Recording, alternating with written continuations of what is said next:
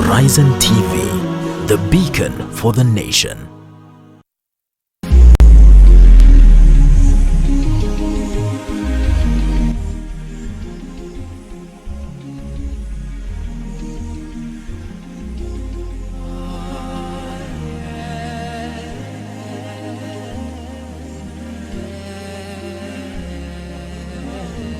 Exactly 7 minutes past 8 o'clock. Welcome to the live Real Talk. My name is Kassim, and I'm going to start with a tweet by Adfauz Khalid. Says, my dear Muslim brothers and sisters, we need to have conversation about the Wakf Commission and how it is run. We have very serious problem with this commission, and we need to talk about it, or else we will be complicit to whatever is happening there.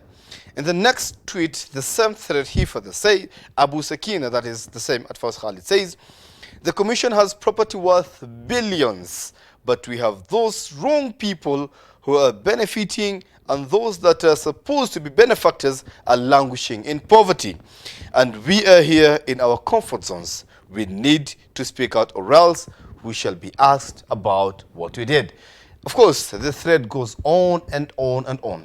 In 1951, the government of Kenya put up a commission that was supposed to look into this issue. But again, those years, then the Muslim community was assumed to be the Arabs, Comoros, Somalis, and particularly Muslims, or rather residents in the coastal region. Of course, the act was revised in the year 1981, and later again a revised edition published in 2012, which is the copy I'm holding right here. We're going to be talking about it. And later on, in 2016, through the Age's office, a number of people were appointed to form a task force that was to review the current act that is still being implemented up to date.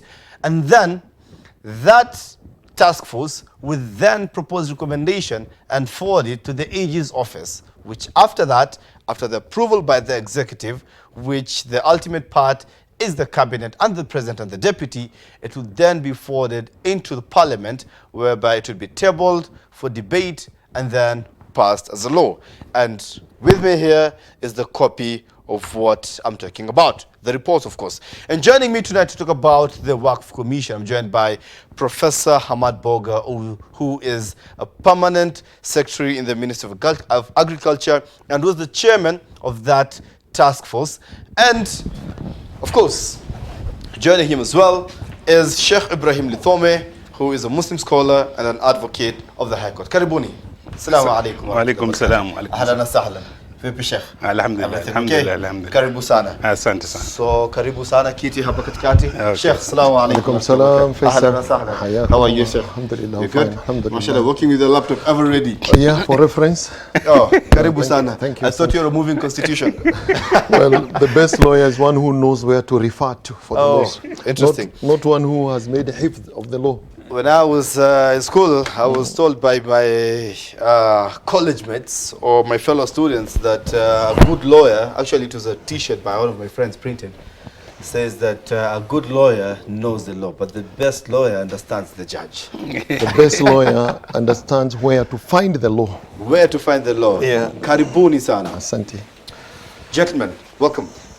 Sheikh, Professor Hamadi Boga. Yes. I'm allowed to say that, yeah? Yeah. Karibu sana. And Sheikh Ibrahim Lethome, welcome. Tonight we'll be talking about the Wakf Commission and the report that you handed in to the Age's office. I'm actually holding a copy, and you handed it in on 31st of May 2017? Yes. Or that's when you completed the report? That's when we completed and Handed it over on the same date. Welcome. Interesting. We are looking forward to learn more about that. It's something that took you a couple of months, from October 26th. That is when the committee was convened through a gazette notice by the Age's office. Yes. And you handed it over on 31st of May 2017. Yeah. What took you so long or so short? I think there was some... Depending on how you look at it, of course. I think it was long overdue. It was not the first attempt to review the Wakf Commission Act, because it's a very old act, which was promulgated in 1951. And so many people before us had tried to revise the law, but it was always facing some obstacle. It's only that when we came in and saw that the law needed reform and needed to be aligned to the constitution, which had also changed, that we managed to persuade the Honorable Lethome to reform this piece of law. And he agreed with us, and he appointed, but of course some of our brothers went to court. They were not happy about something, and it took some time before the court. Why would they go to court? And it's something that's supposed to be benefiting the Muslims. Why would they go to court? I think people have a right to go to court because we live in a free country. But I think at that time the main complaint they had was that some of the commissioners of the Wakf Commission were also task force members. Interesting. Interesting. Sheikh Ibrahim Lethome, what's the current state of the Wakf Commission in your own view? Yeah, Faisal, before I begin, I can see you're referring to Professor Boga as the chairman of the task force and me as a Muslim scholar, and forgetting that he was my chairman. So I was a member of the task force. Yes. So all what he's talking about is something that I also experienced. And he has answered that people have the right to go to court, but mainly it's because they did not understand why the task force and what we were doing. But later on, some of them, when they came to understand what exactly we were doing, what our mandate was, then they appreciated it. So those are some of the interruptions that caused us to take so long. Now, back to your question, Faisal, the status. As we speak now, the law that is in force is still the old act. Because until we get the new act, there cannot be a vacuum. Exactly. So we are still operating under the old act. That old act that Professor said is as old as, you can imagine, older than Kenya itself, from 1951, obsolete, talking about districts. We no longer have districts anymore, only limited to the coastal region. The way the Wakf Commission is supposed to operate. So those are some of the proposals. So the status as it is right now is that we are operating under the old act, which is called the Act Commissioners Act. The Wakf Commissioners Act. The Wakf Commissioners Act. And I want you to note, not the Wakf Commission, the institution, commissioners. It talks about the commissioners, not the commission. And one of your recommendations, of course, is to make it a commission and not the commissioners. Exactly. To institutionalize the whole aspect. Exactly. Sheikh, the copy that I'm holding here in my hand, it is actually a revised edition, and I'm looking at 2012 and in brackets 1981. So that my assumption basically would go that the first time it was reviewed after 1951 was in 1981, of which it was later reviewed in 2012. And if you look at the constitution of the commissioners, that is, I'll invite you to page 6, constitution of the commissioners, Article A, sub-article 1, Article 1, sub-article A, says one shall be the provisional commissioner of the coast province, who shall be an ex-officio member. This was revised in 2012. That is after the promulgation of the new constitution in 2010. Yet it's still looking at matters provisional commissioners. Sheikh Ibrahim Lethome, I still want, because it is matters to do with law, and from the report, I've seen that you together, Prof. Sassad, we're looking at the legal framework. No, it's me and Monakitina. There's the lawyer. And we were together looking at the legal aspects of the document, and we made those legal proposals there. I think that was an oversight on the part of whoever was doing the amendments, because if it was after the promulgation of the new constitution, it had to be aligned to the new constitution. The very reason why the task force had to be there, and the very reason why we have proposed we've made the proposals that we made for the new. I think that's all I can say about it. Professor Hamadi Boga, you're dying to bring in a comment. It's what the Sheikh has said, because most of the time, some amendments are done with certain objectives. I'm not sure which amendment they were doing at this time. But basically, the fact that the provincial commissioner remained, and the fact that he had a role of even recommending who is to be appointed, it has to be the provincial commissioner recommending to the minister. And at that time, it was assumed to be the minister in charge of provincial administration. Who would then recommend to the AG. Attorney General. So that was, even the way the commissioners were being recommended to the provincial commissioner was opaque. It wasn't very clear. When I was appointed, I wasn't sure who sent my name there.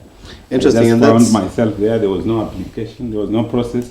And part of the court case that was brought to stop the commission at the time when the task force was also put in place was to ask for public participation. Interesting. Yes. Thank you so much for bringing that up, because I was just about to ask the same question on the criteria of your selection as the task force. What guided the appointment of this task force that would review the Wakf Commissioners Act and handing over a report to the Attorney General? Let me say my experience with the Wakf Commission does not begin with being appointed as a task force member. At one time, I served as the commissioner also, the first ever commissioner from non-coast, the interland. And the Wakf Commissioners Act. Yes. I was appointed. Yes, I served there, but it was very short-lived. Yeah. I was gazetted without being consulted by anybody, and then I offered my services. Yes. But 1 year down the line, I was degazetted without being consulted because I'm non-coastarian. So that is my experience. So it is like whoever was doing the appointment, it was opaque, as he said. It was not transparent, and it was like head hunting. Who knows who?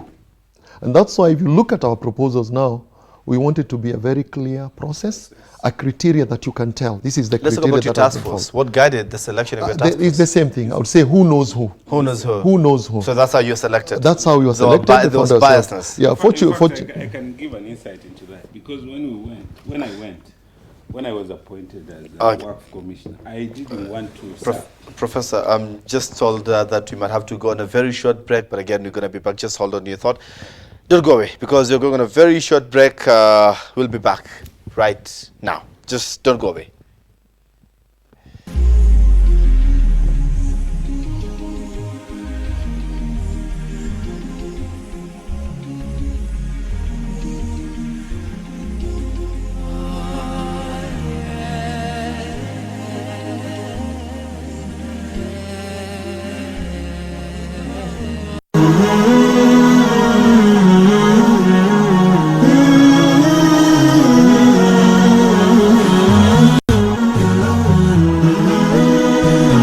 HoizonTV, the beacon for the nation. Hum ulul irfani intaha, ili kuongoza kwenye njia iliyonyoka. Sikizeni hadithi hii ya Mtume alayhi salatu wasalam. Hakuna atakayeweza kumfungia mtu mlango ambaye Mwenyezi Mungu aliyemfungulia. Kuimarisha imani yako, thabit qulubana ala dinik wa ala ta'atik. Ungana na mashekh wetu kutoka pwani kwenye mimbar zinamwakilisha Mtume sallallahu alayhi wasallam. Ni Jumamosi na wakati saa 3 usiku katika Horizon TV, runinga uipendayo. Rasulullah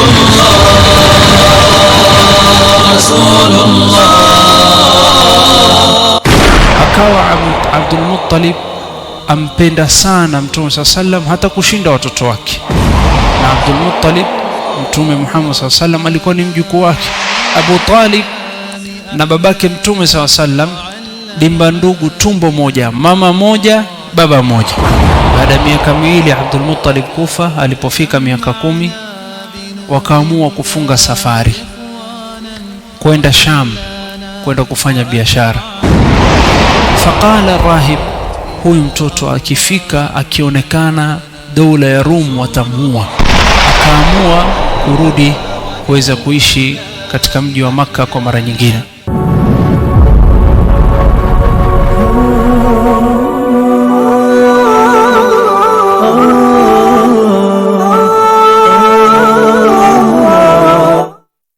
Reflect on this. The idea of shaitan coming from the left is also to convince you that you have now been distanced from Allah. That you are in fact distanced. So there's no point. Keep you farther away. And calling you from the left means anything that might bring you closer to Allah. Kiumbe dhaifu lakini jasiri. Alitunukiwa sura nzima, sura inayompa daraja yake inavyostahiki. sharti ajigambe. Naam, na pepo ipo chini ya nyayo zake. Mpamba nyumba na nyoyo za wapendwa wake. Anayebeba majukumu yake pasina kupinga. Mtazamaji, je, unamfahamu anayezungumziwa? Bila ya kusahau hadhi yake na haki zake. Ungana nami Rahma Swaleh na Sheikh Juma Amir tukuelimishe na kukupa mwelekeo katika maisha ya ndoa kwenye kipindi Dira ya Mwanamke, kila Jumapili saa 2:30 usiku majira ya Afrika Mashariki ndani ya Horizon TV.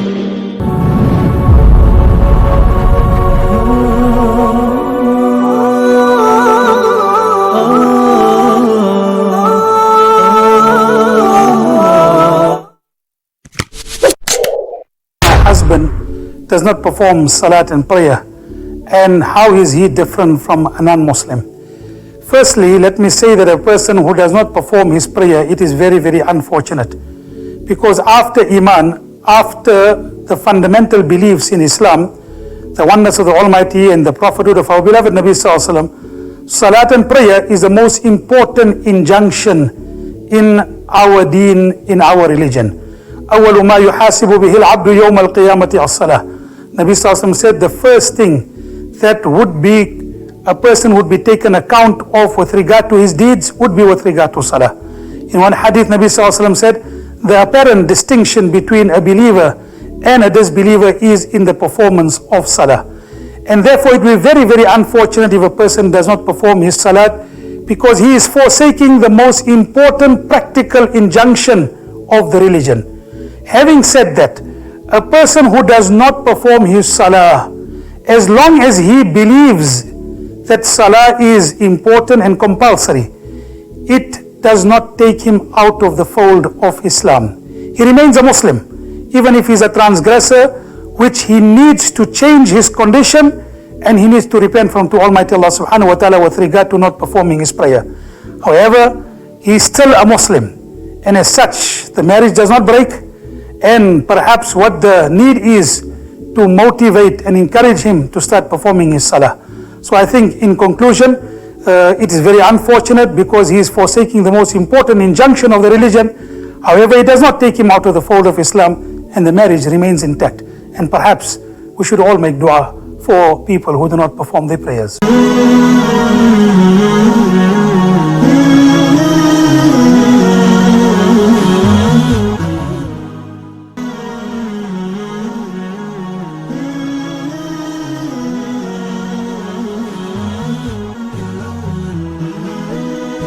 Horizon TV, the beacon for the nation.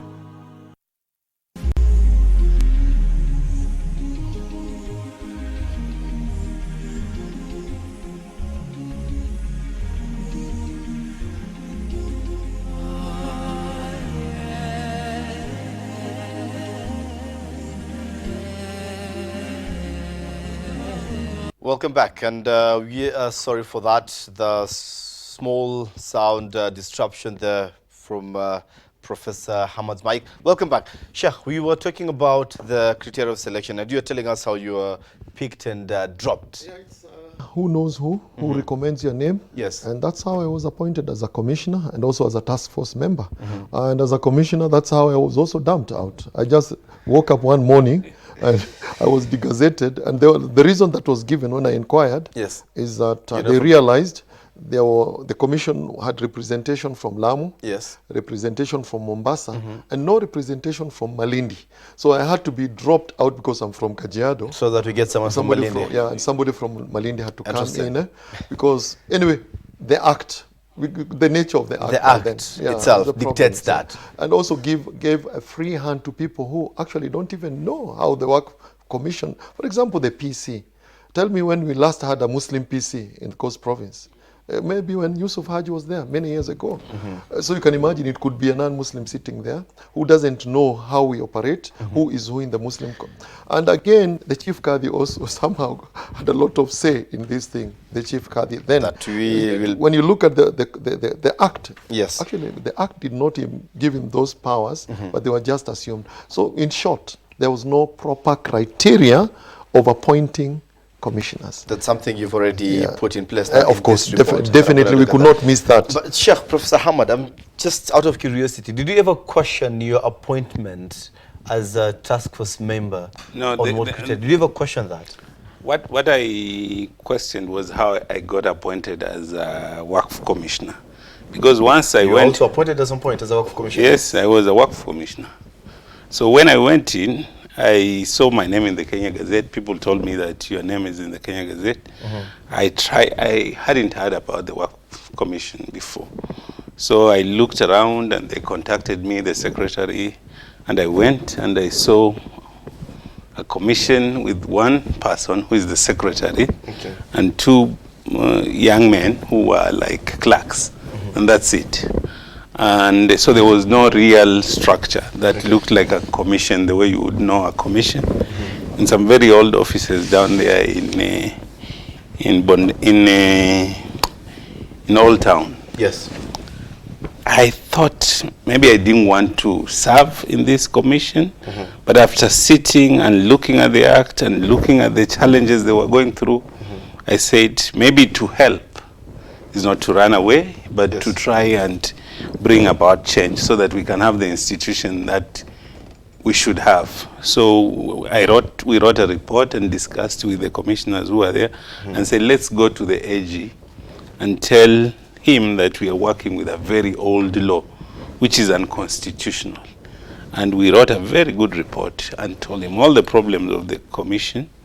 And we actually proposed that we need a task force to reform this. You can pick some of the commissioners. So you preempted that? Yes, we preempted that because it was the right thing to do at that time. Somebody from outside would not know that the commission had all those problems. You had to be from inside, and then you pull in, and that is when we asked Lethome, because he's a lawyer, he's a Muslim, he has an outside view. He had a small stint in the commission, so he knew the issues. Mwanakitina Bakari, a lawyer also, gender issues. Dr. Abdullah Khair, a scholar, was Jumangao was there as a commissioner. And Professor Sadia, he deals with property, so he understood property issues. So the way we recommended, it was based on competence, really, and also interest, because Professor Sadia had studied this and had a whole bulk report. He had looked at all the properties across the coast region. Interesting. That's something else that we'd really love to know about moving forward in this conversation. But again, we need to know the inventories of assets under Wakf Commission. Are they being publicized? Do we know how much, in terms of revenue, is coming in? We know. You know. Do we know how much is coming in? Yes, very Muslim coffers. Very, very little. But we'll get to that. Yeah. I just want to get to know more about this report that you handed it over to the AG, and my attention is drawn to chapter 2, 221, summary of lessons and international good practice. And I could not help but notice that some of the countries that you have benchmarked, namely Mauritius, Sudan, and Kuwait, and I can read India as well. There are 6 countries. Malaysia is also here. 6 countries that we benchmark against when coming up with this report. And when I'm looking at these countries, most of them are, or rather all of them, have high Muslim population in those respective countries. So how do you benchmark with a country that has a high Muslim population, which some of these countries actually, some of the constitution have a lot of borrowing from the Sharia law? And bearing in mind that we are a country that it's not as Islamic, and we still need to integrate some laws with our mother constitution. How did you do that? It's hard to find examples that are like ours, because most of these laws are established in countries where, because it's part of Islamic law. So when you look at these other countries, you always find there is a whole ministry dealing with Wakf issues. The place where we came very close to where we are is Zanzibar. Yeah. And we actually invited the secretary in charge of the commission in Zanzibar, and we learned a lot. In fact, most of our recommendations are modeled around what is happening in Zanzibar, because that is quite close. Yeah. Faisal, maybe to add to that, I don't think even those countries that are mentioned there, we mentioned them because we wanted to look at the practices elsewhere. So we wanted to see what are the best practices that are also applicable here.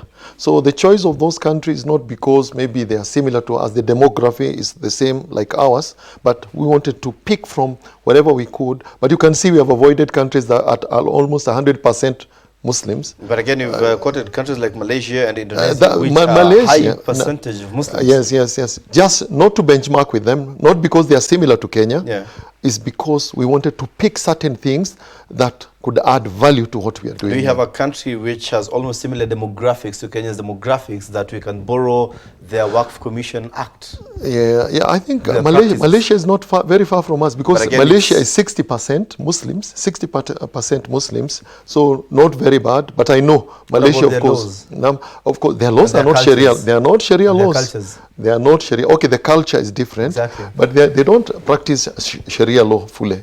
They don't practice, but their culture and laws are almost like Sharia.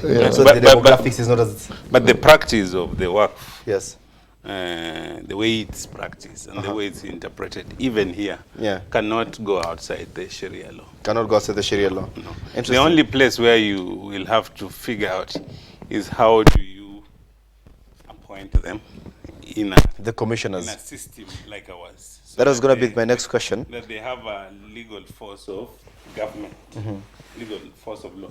This is one of the pieces of laws which were negotiated by the Muslim community with the colonialists. And it's good that those guys at that time, they had the foresight to create this law to enable us to practice this tradition in Islam. And even when we were talking with the Iddi guy, he found that it was his obligation as the AG to facilitate the Muslims to practice their religion. So what's the criteria of selection of commissioners in this new law? Because now that we've spoken about none of these laws that Wakf Commission are recommending, the task force is recommending, can be practiced as a Sharia law.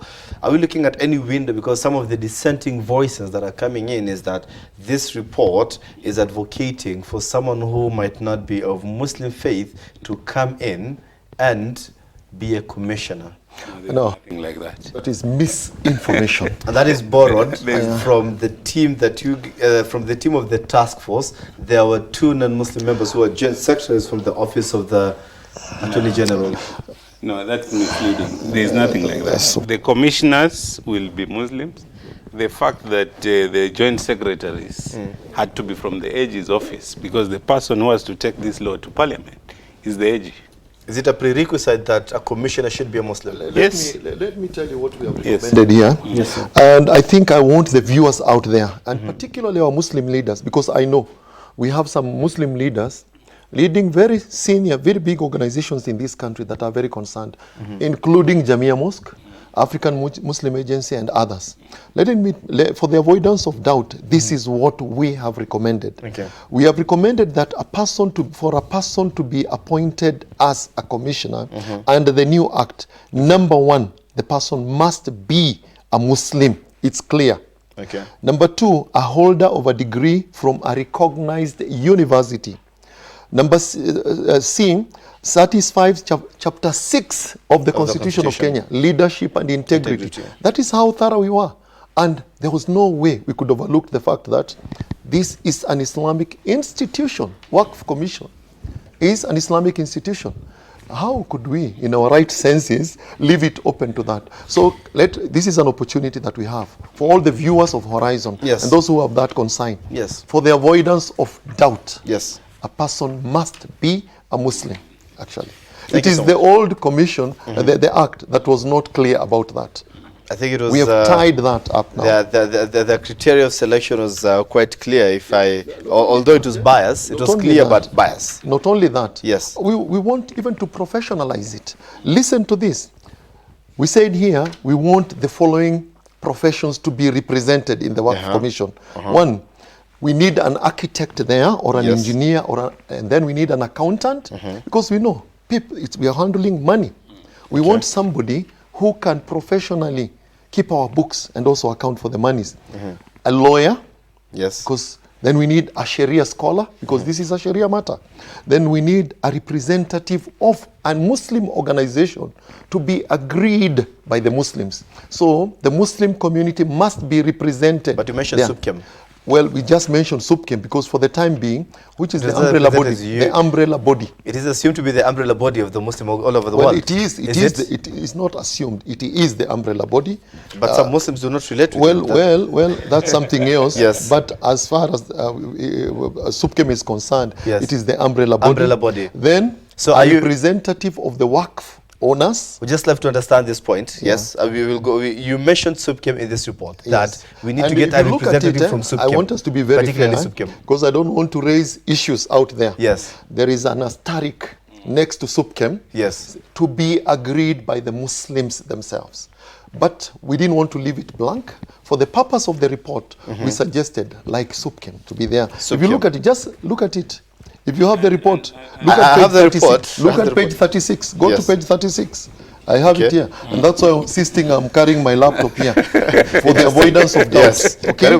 We need an administrator also. Yes. We need also a representative of the Wakf owners. Professor knows why exactly we had that. A representative of the Wakf owners. The Wakf owners. Okay. Because they have been left out. They don't know what is happening. Yet, these are the people who have donated their property. So the Wakf is donated by different people, as you've clearly stated in chapter 3, I guess. Yes. You've clearly stated in chapter 3 the way people donate Wakf. Yes. And there's a whole list of how people donate Wakf. There's Wakf Ahli, someone...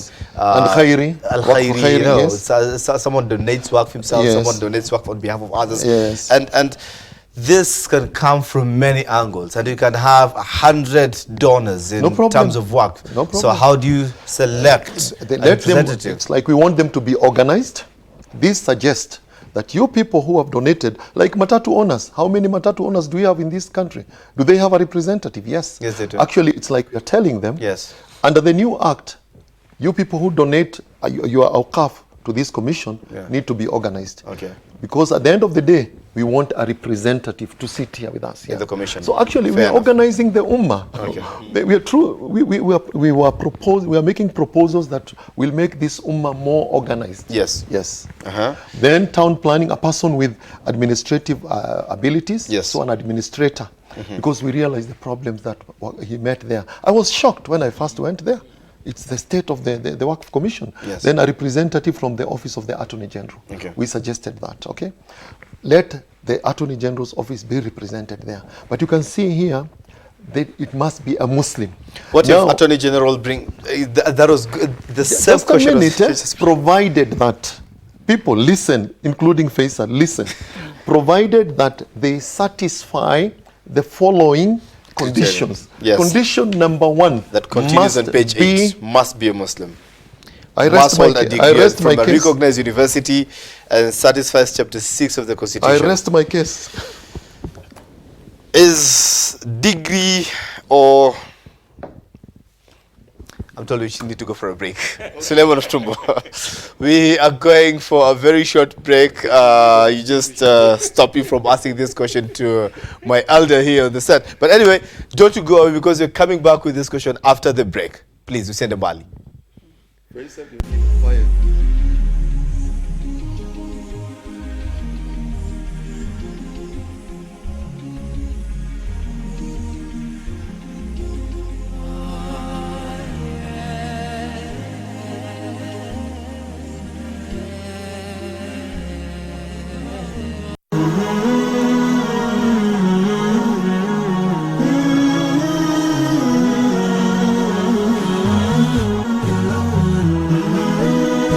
Horizon TV, the beacon for the nation.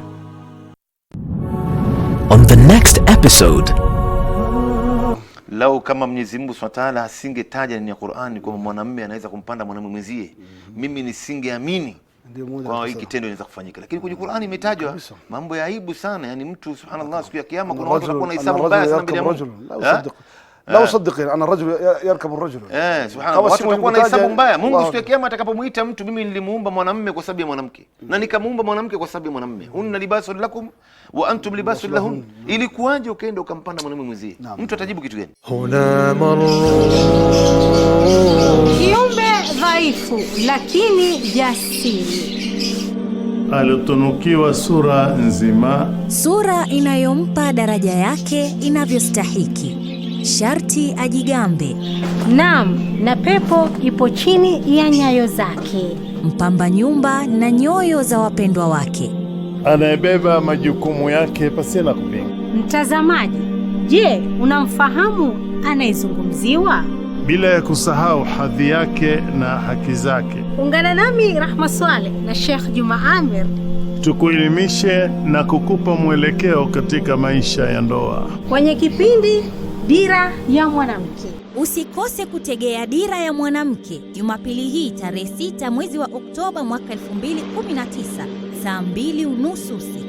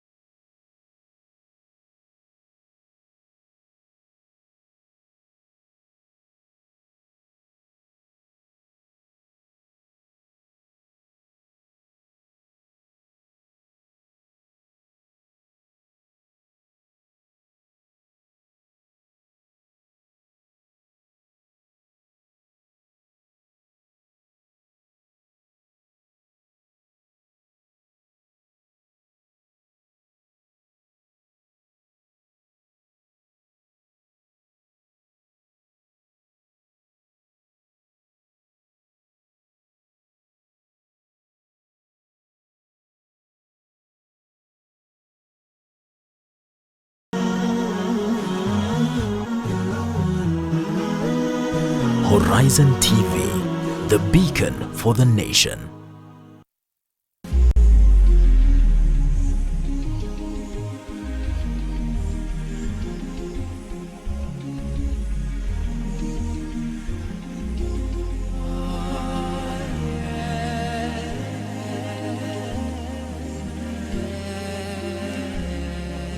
Okay, welcome back to another segment where we're talking about the Wakf Commission. Professor, I asked a question earlier on, you told me that I asked about the inventory of all the assets under the current Wakf Commissioners Act.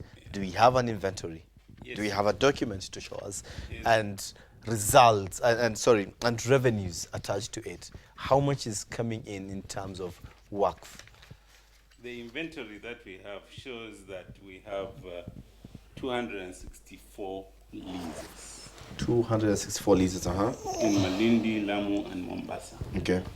And with the majority of the properties in Mombasa, there are 253 in Mombasa. And all these leases, they are paid annually. And because these properties were given long time ago, you will be shocked how much people were paying for prime property in Mombasa. Yeah. At that time, right now, the revenue per year is 3.26 million per year. 3.26 million? Yes. Because when you are out of 264 leases? Yes. You're talking about buildings and land inclusive? Absolutely. 3.26 for the properties, the properties, the rent that is coming from 42 properties is 430,000 per year. 430,000? Yes, from 42 rental buildings that are either in Lamu, Mombasa, or Malindi. And the reason why this is like this is because these leases were given a long time ago. Sometimes a lease was like 100 shillings per year. Yeah. And because it's in the lease, it has remained that way. Part of the recommendations was to redo these leases on new terms based on current market realities and make them flexible in line with the what is known. That's very interesting. So that means when this report is adopted in Parliament without any amendments, then all the previous contracts are going to be revoked. Exactly. Yes. Exactly. It's not even fair for the people who are there, because sometimes we used to say you will pay more for a tuk-tuk to go and pick your check of 50 shillings for the year. Those are the kind of leases that are there. Which begs another question. that we have independent institutions and organizations that they have their own donors, and rather they've built their own awqaf over the years. Yeah. Muslim institutions, talk of mosques, talk of organizations, they have built their awqaf that are supporting their activities day in, day out. Now, if this report is embraced and enacted as a law in this country, does that mean that all the awqaf in this country will have to automatically be managed and go under the Wakf Commission Act? The awqaf we are talking about, like Jamia and the other awqaf where people have built property, is not the Wakf we are talking about here. The Wakf we are talking about here is the one where I say, if I die, this house... To serve the Muslims. Yes.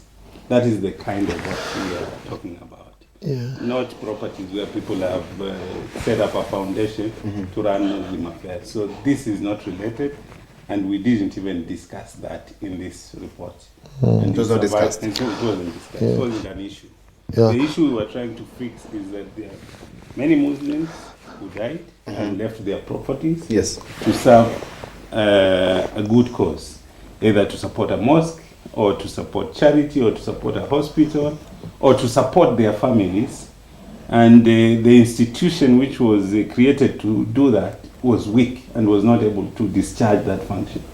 So our proposal was to fix it so that it can work better by having competent people run it, and then any historical issues be addressed, especially some of these very unfair leases. Yes. Some of the properties were converted along the way into bars.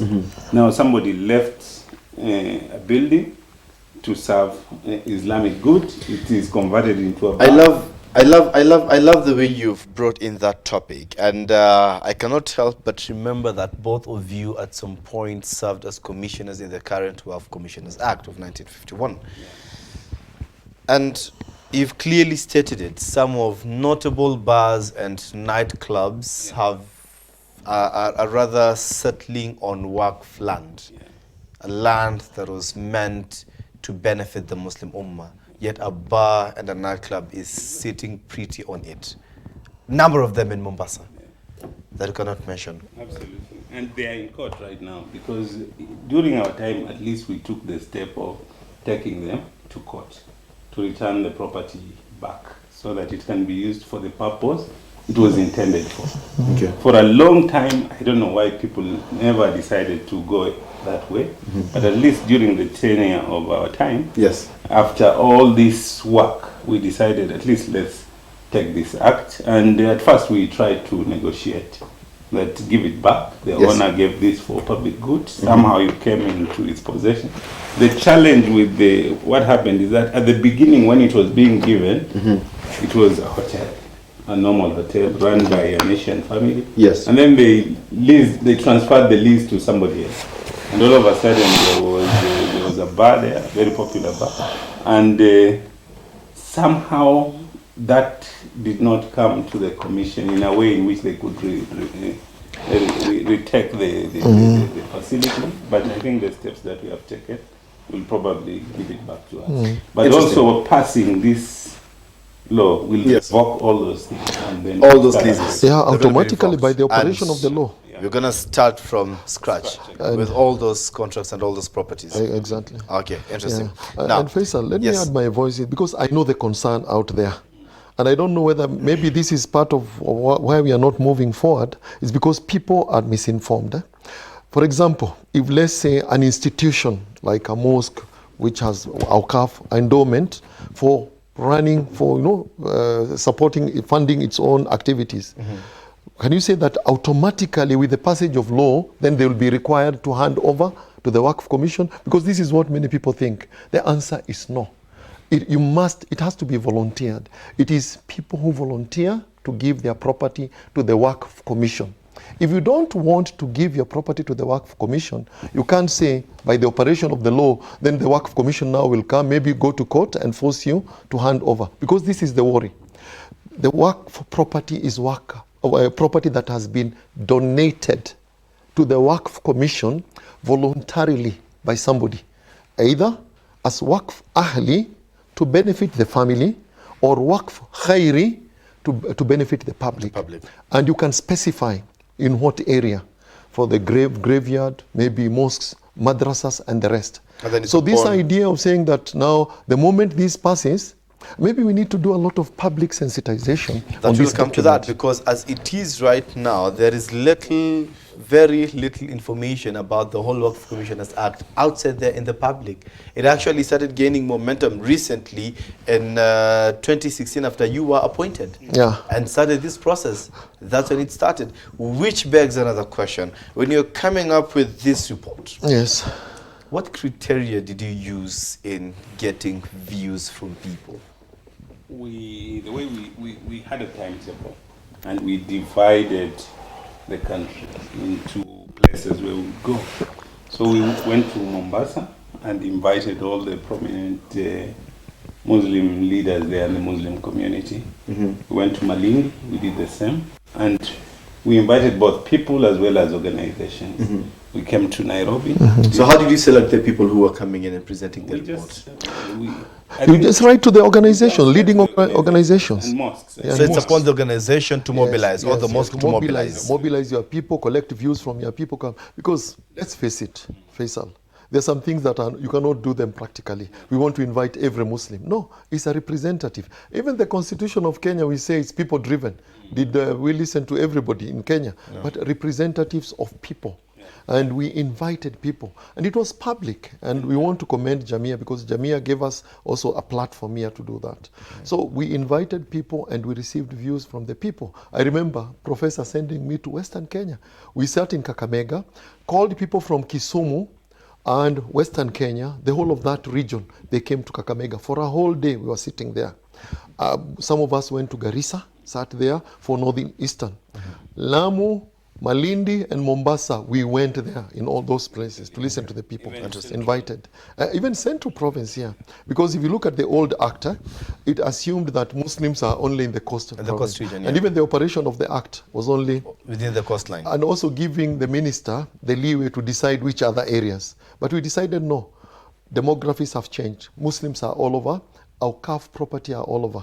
And Professor, you remember even when you were in Kakamega, people are saying, we want to donate our properties as soon as possible, as soon as the commission is up and doing strong enough to handle this. We want to donate our properties there. In the previous act, or in the current act maybe, in the current act, the Chief Qadi sits in the Wakf Commission as an ex-officio member, and that is something that has come out strongly in this new proposed document, that the Qadi should not sit in the commission as an ex-officio member.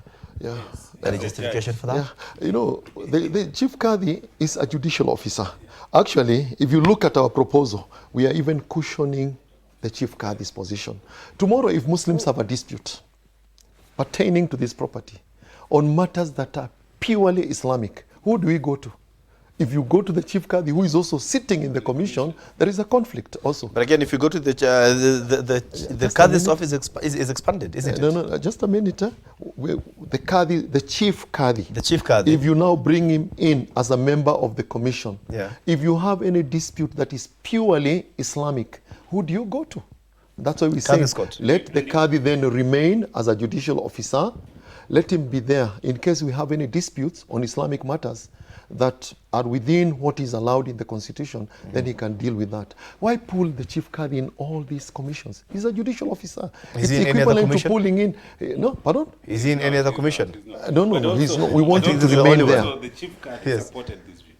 Actually, the Chief Qadi himself doesn't want to be in it. He doesn't even attend the meetings. That is the current Chief Qadi, yes. But not the office of the Chief Qadi. But we want to remove... So this is the person, the current Chief Qadi. The views of the people. Yes. It's remove the Qadis from the commission. Let the Chief Qadi be there. Let them serve as judicial officers and whatever else they say. You say they are not in other commissions. Who decides when we pray? Eid and... They are in other issues. Is that an official commission to be said? Well, it's just a practice. Professor. By the way, there's in this, I wanted to mention. In this in the proposal, yeah. We said also once well established and well running, it could also handle sadaqah, not just not just Wakf matters, but also Zakah and Sadaqah, like other similar institutions in other countries. And we also said it could handle the issue of assets of Muslims who die and they are taken by that authority which deals with assets whose owners cannot be traced. Or because right now there could be property of Muslims there that could be used. Absolutely. Okay. We made that recommendation also. Interesting. Nice. Thank you so much, Professor. In the current act, there is a proper criteria on a replacement of a commissioner, and it's something that I did not see here. Maybe I overlooked in this new proposed Commissioners Act. No, I think it's there. There's no way you could leave that out. I don't know. It was an oversight. It was an oversight because it must be there. Of a commissioner, because in this previous one, it states clearly. Okay, which section? Read the section. I'll let you know. The previous act, yeah. Yeah, which section of the act? I have it here with me. It is under Constitution of the Commissioners. Yes, section. Section 6. Okay, I'm looking at Article 3. Any vacancy among the commissioners appointed under the paragraph D and C shall be filled by some person appointed by the minister in the same manner as the person whose vacancy is to be filled was appointed. Yes. So this talks about a vacancy, a replacement of a commissioner. It's something that I did not see. Maybe I might have overlooked. Maybe I didn't read. Maybe. If it is not there, then it was an oversight. Because you are saying, is section 6 what? 6.3. 6.3. Just a minute, 6.3, because I have it here, 6.2, 6. Yes. Okay, now it's an oversight. It's an oversight. A replacement of a commissioner. Yeah, it's an oversight. Okay. Yeah. But again, now, of course, definitely I can tell you, remove minister from there. Because the minister is not going to be It's something that I've seen is it chapter 4? Delete the minister and replace that in accordance with the rules to be made by the commission. It is actually chapter 4 of this old document, all the proposed recommendations that you guys have proposed. That was an oversight, and that's why we want views on this document, because maybe there are some things that we left out. Actually, once the AG starts with the process of taking it to Parliament, he will still have to... I think he has already tabled it to Parliament. No. I don't think so. Not yet. We have our antennas on the ground. It's not yet. I can tell you for sure, not yet. But that has a process of public participation. Okay, interesting. So, then maybe it's something we will look at that level when that time comes. Gentlemen, I'd love to get your parting shots because I'm being pressured that it's time to leave and we get someone else, we give someone else his due time on the screen. I'm told that it's time to leave, and I would humbly request for your parting shots. And when you're giving us your parting shots, I'd love you to mention something about awareness of this act. Sheikh Ibrahim, I'm going to start with you. Oh, you want to start with me? Yes. Okay, protocol. The senior one should be the last one to speak. I want to say this. Let Muslims listening to this program, or those who are concerned about what we have proposed, I would like to remind them of Surah Al-Hujurat. Ya ayyuhalladhina amanu in ja'akum fasiqun binaba'in fatabayyanu. If you hear anything, please confirm and consult those people who you think might have information. This is a public document. You can easily get it. If you don't know where to get it, just contact the Wakf Commission. There is now a very competent CEO, actually a PhD holder, sitting there. Dr. Ibrahim Baluchi is sitting there. This proposed one? Yes. You can get it. Yeah. It took me some time to get this. Well, because you didn't know the right buttons. Now I Ali, know. the lawyer of Jamia, he knew the right buttons. He just called me, and the next minute I had just sent it to him with the press of a button. You didn't know the right buttons. So I'm telling Muslims out there, if you want to know more about what we proposed, which I believe, I've no doubt, is in the best interest of the Muslim Ummah. We were very keen, inshallah, it is in the best interest of the Muslim Ummah. Read. We are human beings ourselves. We might have forgotten some things. Please, the document is still inviting views. Okay? It's not final. We are not yet there. But we had the best intentions for the Muslim Ummah when you were doing this document. Thank you. Thank you. Prof. Hamadi. I think under the circumstances that we worked, we did our best. I think if this document is implemented the way we have conceived it, it would really improve the management of the Wakf commissioners of Kenya, and it will really enable the Wakf commissioners to realize the intentions of the givers. Yeah. A lot of property is there, very high value in very high potential areas. Yes. But because of the way and the historical nature of the way it was approached, it's not able to benefit those who died. It is not able to benefit those who are living. And I think all Muslims and all Muslim organizations should impress upon the AG and the Parliament to pass this, so that we can benefit from the proposals that are inside there. And I think we will find a way to share this again, either through WhatsApp, through any other means, so that people can read. But let people read. Let people not assume that there are things there that are not inside there. This document is very good for our community, and we should support it. Thank you so much. And we from the Live Real Talk team, we do commend you for the job well done, and we wish to have another time where we will sit and still talk about this. Now, my ticket to slumber, I'm going to make it as short as possible because of time, and I'm getting a lot of pressure from my director and producer. Tonight, Suleiman Nachasa of Tumbo will be talking about giving and feeling entitlement. First, I'd like to appreciate and thank each and every person who gives without expectation or feeling entitled at the end of the day. We learn from Islam that the hand that gives is always better than the hand that receives. It is an open secret that as humans, we are not equal. It is an open secret that as human beings, contentment is a vocabulary. It's something that doesn't seem to sit well with us. We always yearn for more. We always want more. We always want to get another car, another phone, another house, other children, and better job, better cars, more money, and all that. It is part of being human. So as you yearn for that, do everything you can. But please just try as much as you can not to ask or not to beg. My mom would always tell me that bora kiporo chako kuliko biriani cha mwenzio, which basically translates as it's better to have your rail than a very nice, delicious biryani made by your neighbor that would force you to go and beg for you to have that. Be contented with whatever you have. I learned from one wise lady who said that the free things have eventually the most expensive prices to pay. Do whatever you have to do, but please don't beg, and please don't go around asking and asking and asking. That was our ticket to slumber, and thank you so much, my crew, Suleiman Nachasa of Tumbo, Muhammad, sound engineer, Professor Muhammad Otwell. Yes, I got it right. Isa Bakari Mtamba, Muhammad Chakombo, Kassim Magambe, Muhammad Sam Obura, Muhammad Gitonga, Isa Esau, and everyone. Izo zote ni salamu to all your viewers, and thank you so much for keeping us company in this whole hour. We wish to be with you as well next week, same place, same time, as we'll be looking at another topic again, right here on the Live Real Talk. I have been your host, Faisal Kassim, and Assalamu alaikum wa rahmatullahi wa barakatuh. Jazakumullah khair. Thank you so much, Professor. Sheikh, assalamu alaikum.